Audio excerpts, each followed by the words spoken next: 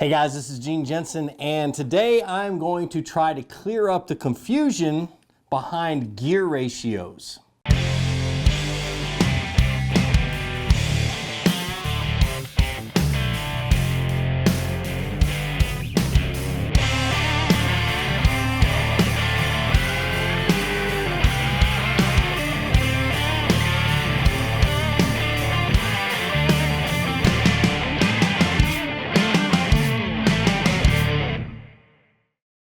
All right, well, I really completely understand the confusion that can be behind gear ratios. We have all these rods that are out there that talk about, well, this is the perfect rod for this bait and this technique or whatever.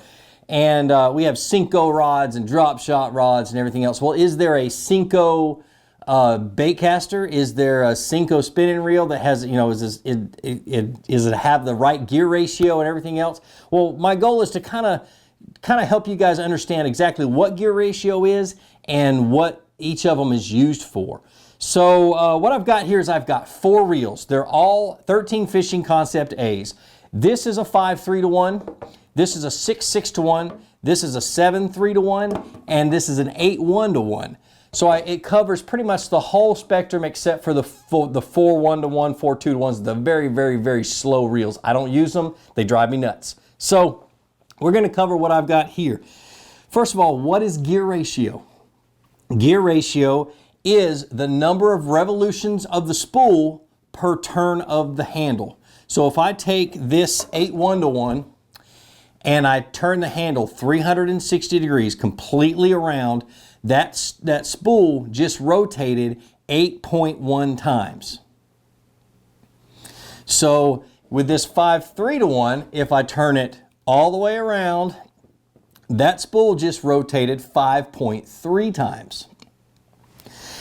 So if I have a 6-6-to-1 and I have a 6-3-to-1, what's the difference in the amount of line that just got picked up? The amount of turns on that spool. 0.3 revolutions of that little bitty spool right there. So the difference between a 6-1-to-1 and a 6-2-to-1 or a 6-3-to-1 or a 6-4-to-1 is so minute that I don't even worry about that second number in the gear ratio. So from here on out, we're going to call this a 5-speed, a 6-speed, a 7-speed, and an 8-speed, just to keep the confusion down. The second number doesn't make any difference to me in my head, and the third number is always a 1 because it always means 1 revolution of that turn of the handle. So hopefully that helps clear that up a little bit. Now, what do I use them for? Why do I need 4 different gear ratios? The first one I'm going to go over is the 5-3-to-1, the slow speed reels. You have baits that have got a lot of drag, big lipless crankbaits, Alabama rigs. Things like that you throw out and you really got to crank to get in, and they displace a lot of water. So I've got to get a low speed reel. Think of it as a 10-speed bicycle. If you're pedaling a 10-speed bicycle up a hill in the highest gear ratio there is, how hard is it to get that thing up the hill? Virtually impossible, especially when you're a fat guy like me. You really have a hard time getting it up in the highest gear. So you want to gear way down to the first gear, the lowest gear, to make it real easy to get it up the hill. Gear ratio on reels is exactly the same thing. If you try to throw a deep diving crankbait on a 8-speed, a 7-speed, or maybe even a 6-speed, you're going to find that it is a lot harder to turn it, and if you're going to fish that bait all day long, it's going to wear you out. So you go with a 5-speed. And a 5-speed reel really does crank good, but the only problem is you don't get the line back to you very fast. So when you're fighting a fish, you've got to understand, you've got to play that fish because it's going to take you a little bit longer to get the fish to you than it would with a high-speed reel. Now, let's go all the way to the other side of the spectrum. The 8-speed. The 8-speed reel is what I use for bottom baits. Any bait that comes in contact with a bottom where I'm making pinpoint casts, or I may want to get that bait back to me really quick to get another cast out.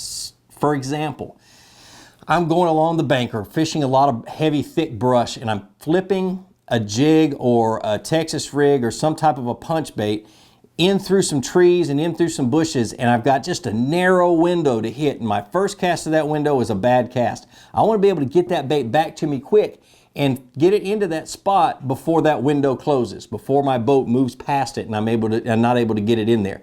So that's where it comes in handy. Another thing is it catches up with a fish. So if you're fishing a jig, a lot of times a bass will pick it up and swim towards the boat. It helps you catch up with that fish and set the hook on that fish.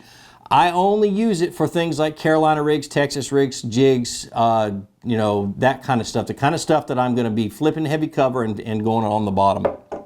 That's where it comes in, to me, comes in the most advantage. Now the middle two, the 6-speed and the 7-speed reels. Now the 7-speed reels, I like to use for the baits that I want to reel fast. The open hook baits like a spinner bait, a buzz bait, a lipless crankbait, chatterbait, things like that. If I want to fish them really, really fast, I have a speed, and a lot of fishermen do have a speed that they reel their reel when they're not thinking, when they're looking around and paying attention to what's going on. You know that bite you always get when you're not paying any attention. There's a speed that we tend to reel, and I like to remember that and keep that to my advantage. If I want to reel a lipless crankbait or a square bill or spinner bait a little bit slower, I'm going to throw it on a rod that has a 6-speed reel on it. But if I'm burning it, if I'm ripping it through grass and things like that, I'm going to go to a 7-speed reel.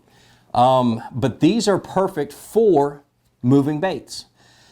You can slow down. It's real easy to slow down. You won't wear yourself out. You can speed up and you won't wear yourself out. So if I had to pick one gear ratio to fish everything except for deep diving crankbaits, it would be a 7-speed reel. An 8-speed reel is great for getting the bait back. This gets the bait back too. So if you're in a limited budget, you don't want to buy all these reels and things like that, go with a 7-speed. And then, you know, work it out from there. Get more as you need them. So, well, like I always say, be sure to introduce somebody to fishing. Be sure to help them, to help teach them how to fish, and then introduce them to my videos and let me help you teach them how to fish. More importantly, get out on the water, go out and catch some fish, and have a great day.